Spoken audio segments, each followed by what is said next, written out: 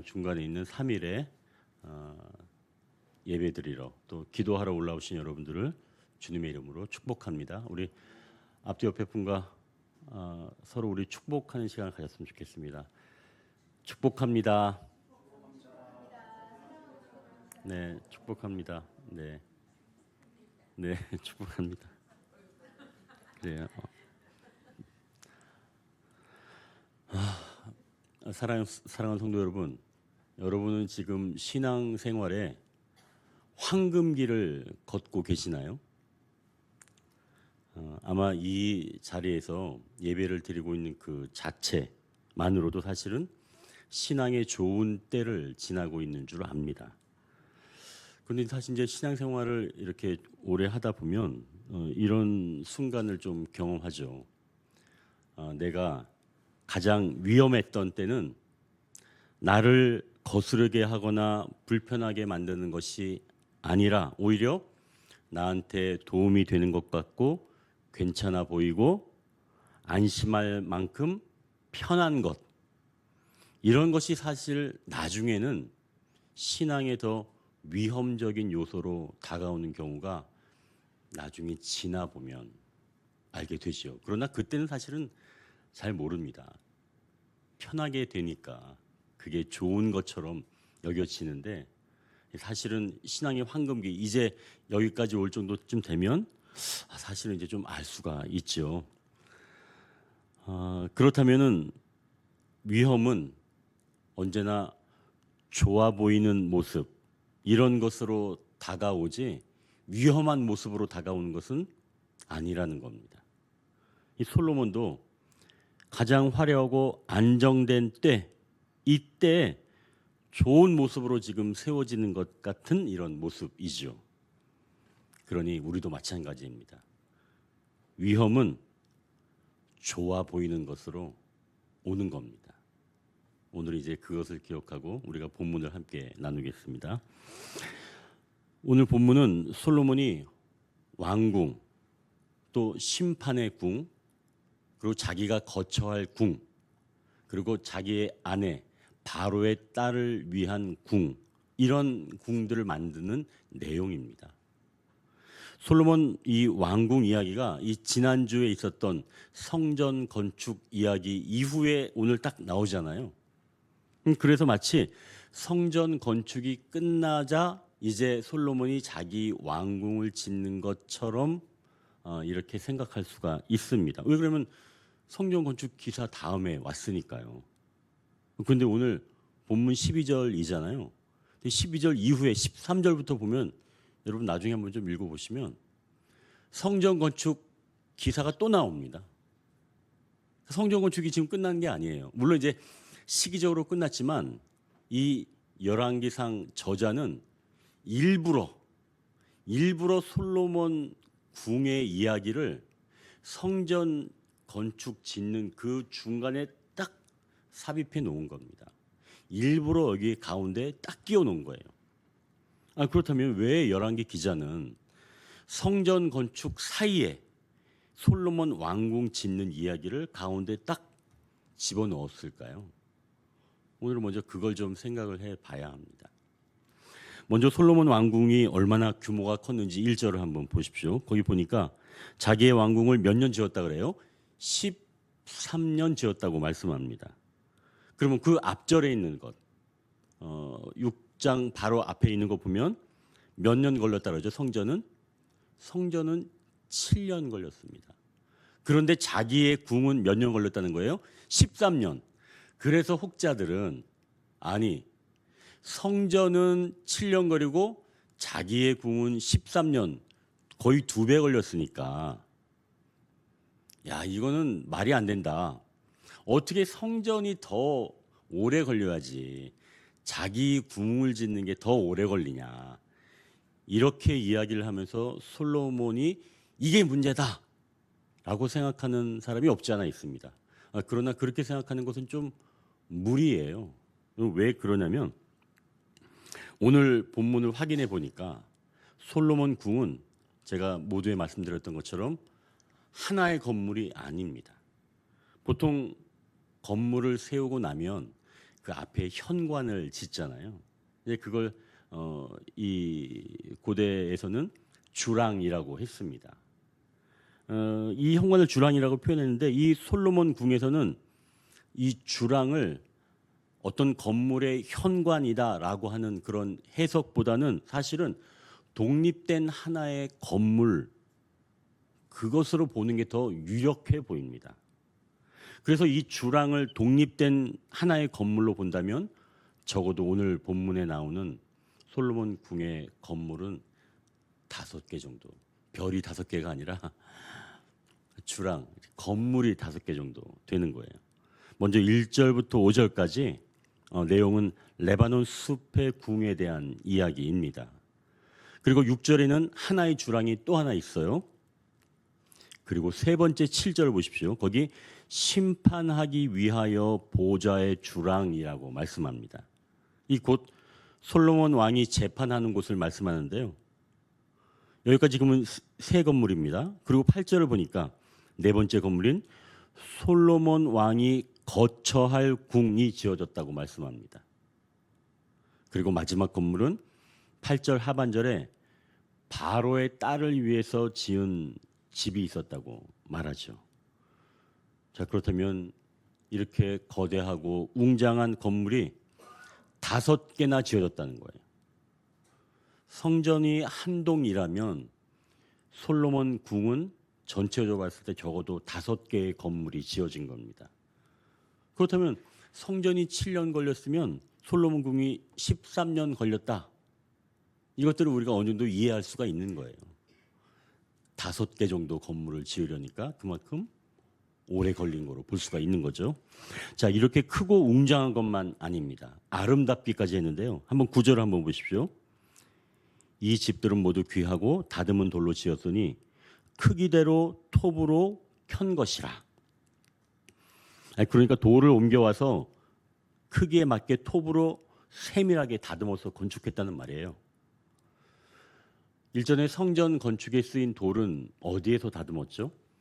채석장에서 다듬었습니다. 그래서 성전 건축 현장에서는 돌 다듬는 소리가 들리지 않았었죠. 그런데 지금 이 왕궁 건축 현장에서는 정교하게 다듬기 위해서 톱으로 켜는 일까지 마다하지 않았다는 얘기예요. 그러니까 사람의 인위적인 손을 타면서 곱게 만들어졌다는 것이죠. 자, 그렇다면 이렇게 크고 웅장하면서도 아름다운 솔로몬 궁의 건축 이야기, 이 이야기를 왜 성전 건축 이야기 속에 집어넣었을까? 여러분, 성전 건축은 어떤 의미라고 그랬죠? 하나님의 임재의 장소입니다. 하나님이 인간들을 다스리고 주관하신다고 하는 것을 나타내는 거죠. 그게 바로 성전 건축이에요. 그렇다면 지금 솔로몬의 왕궁, 이건 어떤 걸 이야기하는 걸까요? 개인의 삶을 이야기한다고 볼 수가 있겠죠. 그러니까 전체 하나님께서 다스리시는 그 전체 속에 개인의 왕궁 이야기가 딱 들어가. 그러면 이제 이해하겠죠. 아, 개인의 왕궁을 짓는 이야기, 개인의 삶의 이야기지만 전체로 봤을 땐 하나님께서 임재하시고 다스리시는 그러한 범위 내에 있다. 이걸 지금 이 열왕기 기자는 이야기하려고 일부러 성전 건축 기사 가운데 솔로몬 궁의 이야기를 가운데 넣게 된 겁니다. 그렇다면 왕궁이 아무리 웅장하고 아름답고 또 그렇게 오래 지어졌다고 하더라도 성전이라는 대주제 속에서 위치할 때만이 참된 의미가 있다는 것이겠죠. 이걸 우리 삶에 빗대어도 마찬가지입니다. 가정, 일터, 관계, 건강, 이 우리 모두의 이 왕궁은 하나하나 다 중요합니다. 하지만 그것이 주님과의 관계 속 안에 있을 때 비로소 복음적인 의미를 갖게 된다는 것이죠. 그러니 우리는 우리 인생을 스스로 세워가는 것처럼 보이지만 실제로는 하나님의 전체의 계획 안에 하나님께서 세워가시고 또 하나의 집 이야기가 가능하다라고 하는 것입니다.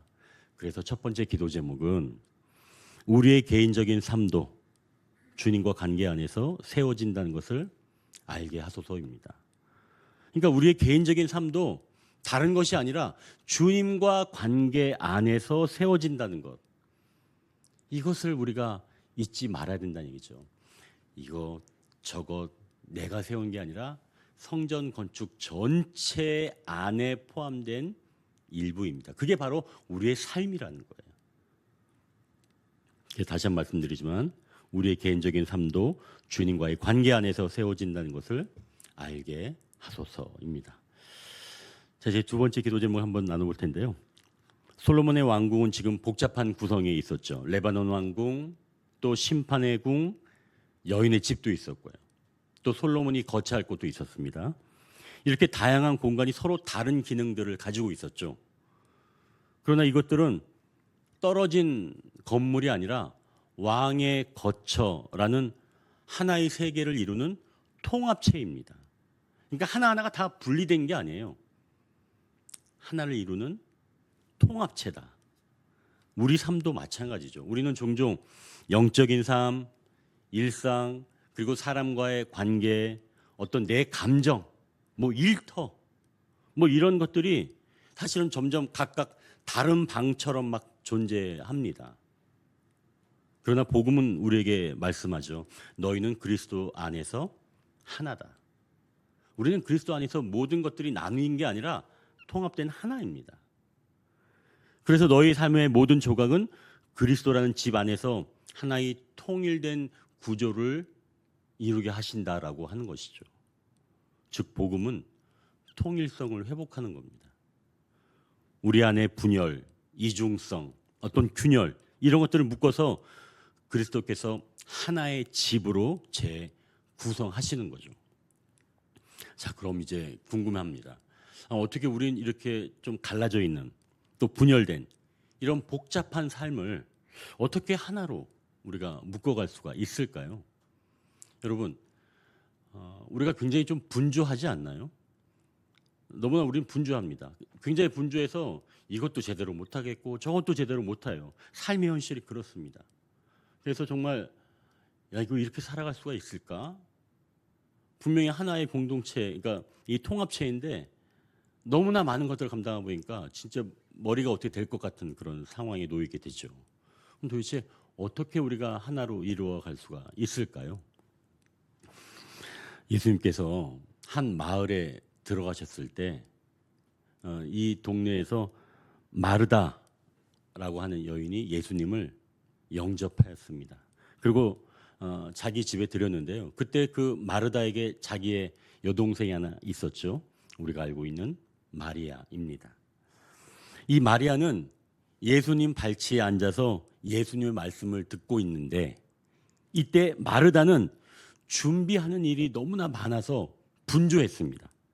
그래서 이 마르다가 예수님께 이렇게 말씀합니다. 주여, 내 동생이 나 혼자 일하게 두는 것을 생각지 아니하시나이까? 그를 명하사 나를 도와주라 하소서. 마르다가 심통이 난 거예요. 나는 지금 바쁘고 분주한데 어떻게 마리아 쟤는 예수님 발 앞에 앉아서 예수님 말씀만 듣고 있을까? 이렇게 막 심통이 난 거죠. 그랬더니 주님께서 이렇게 말씀하십니다. 누가복음 10장 41절 42절인데요. 한번 찾아보실까요? 누가복음 10장 41절 42절.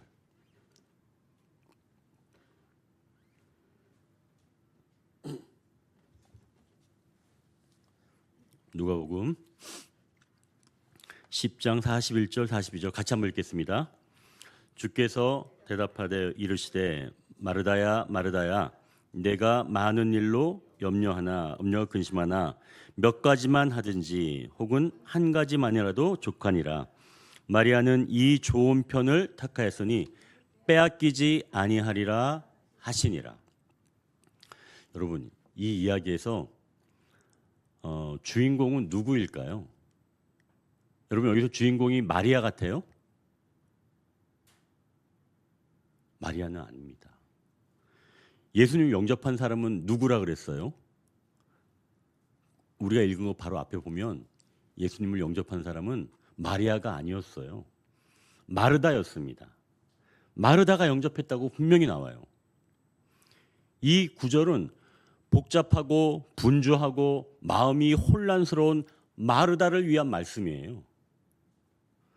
그러면서 마리아가 이 복잡하고 분주한 상황에서 혼자 앉아 있으니까 그녀가 택한 건 주님이라는 것을 마리아를 통해서 보여주시는 거예요. 그래서 마르다는 마리아가 앉아 있는 것을 보고 심통이 났지만 사실은 주님이 마리아의 모습, 마리아가 선택한 모습을 보게 하시는 거죠.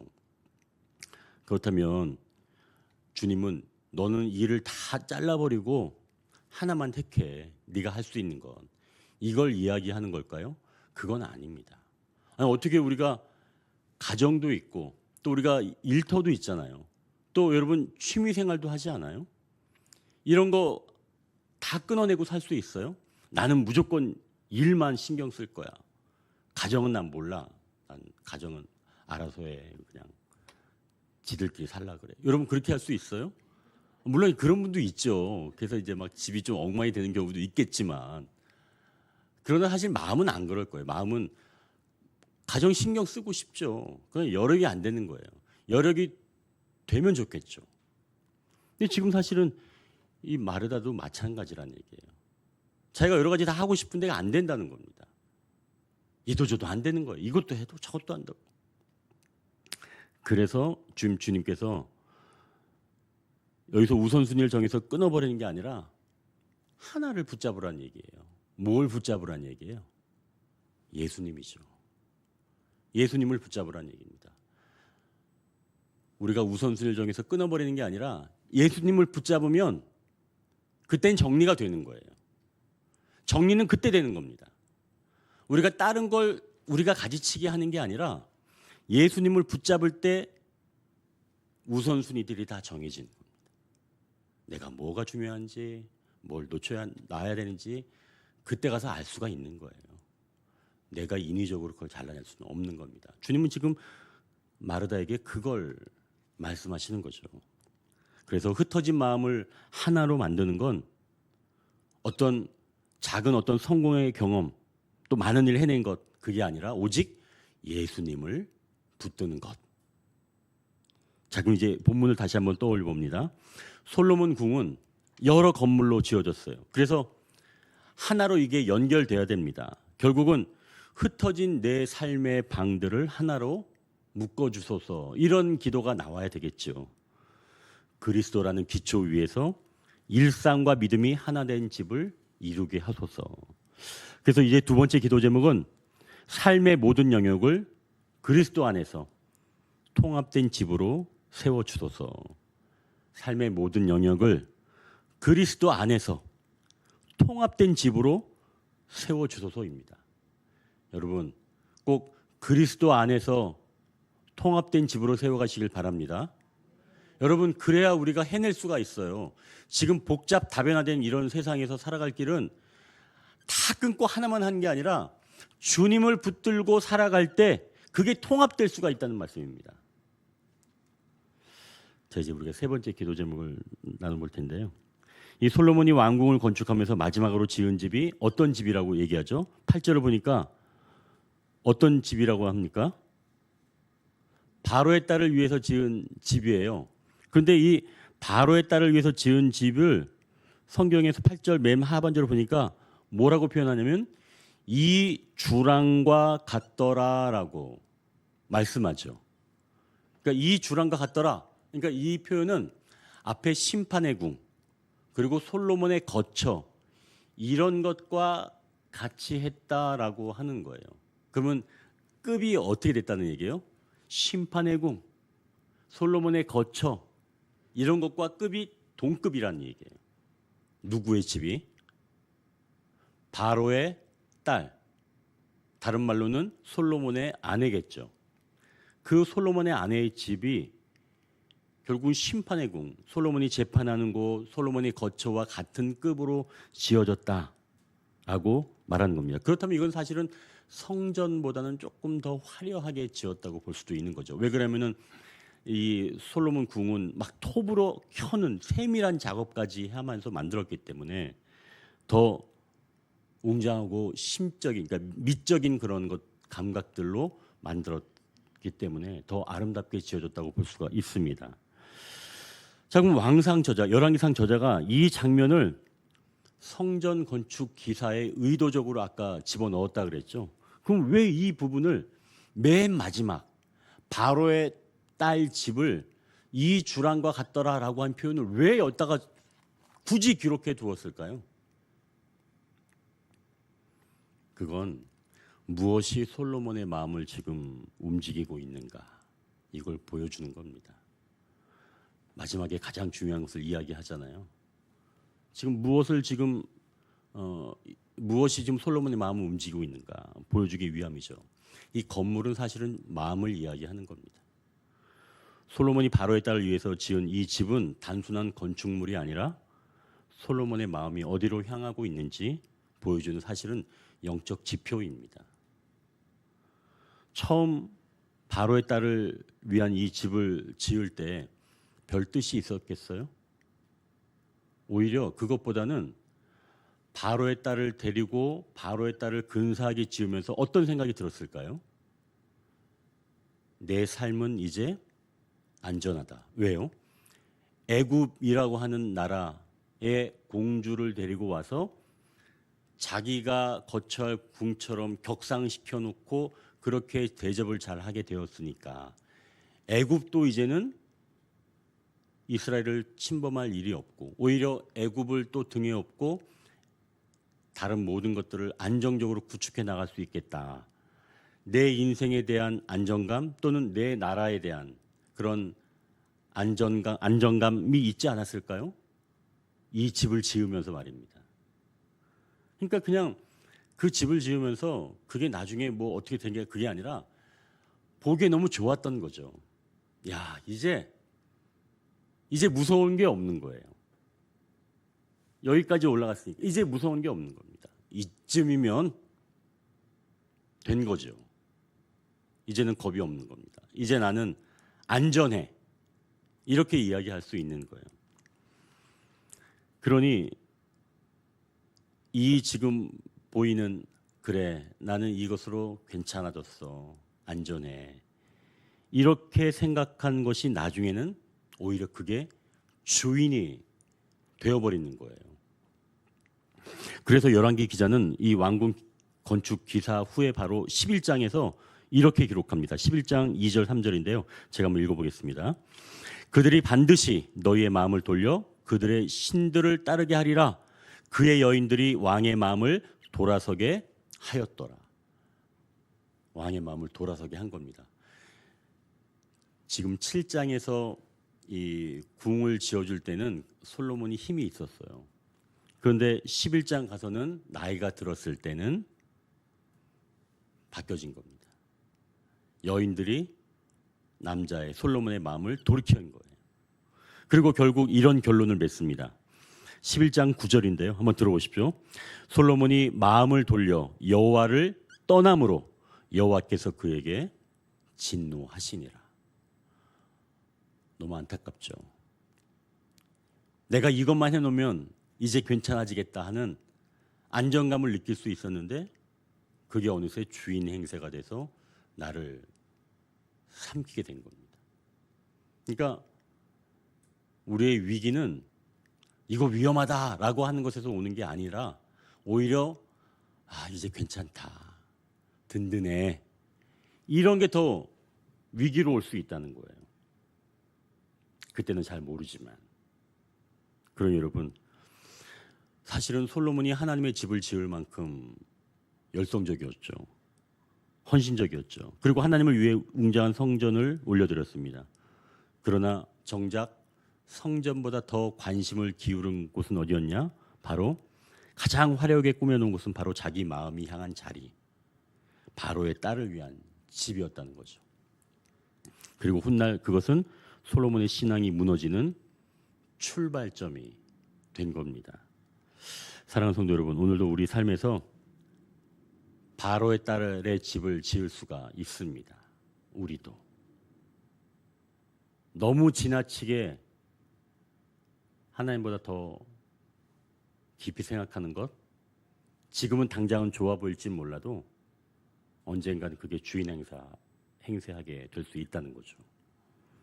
그러니 겉으로는 필요해 보이고 때로는 정당해 보이기도 하지만 어느새 성전보다 더 시간을 빼앗는 그러한 자리, 바로 그곳이 우리의 마음을 끌어당기는 우상의 시작점이라는 것입니다. 그래서 주님, 우리의 마음이 눈에 보이는 화려함이나 삶의 편의로 움직이지 않게 하시고 오직 주님을 향해 곧게 세워주소서. 성전보다 더 크고 영광스러운 분은 오직 주님이기 때문입니다. 그래서 오늘 세 번째 기도 제목은 우리가 이렇게 고백하기를 원합니다. 우리의 마음이 주님이 아닌 다른 것에 기울어지지 않게 지켜주소서. 주님이 아닌 다른 것에 기울어지지 않게 지켜주소서. 이제 우리가 이것을 기억하고 찬양하신 후에 이 세 가지 기도 제목, 첫 번째, 우리의 개인적인 삶도 주님과 관계 안에서 세워진다는 것, 이것을 알게 하소서. 두 번째, 삶의 모든 영역을 그리스도 안에서 통합된 집으로 세워주소서.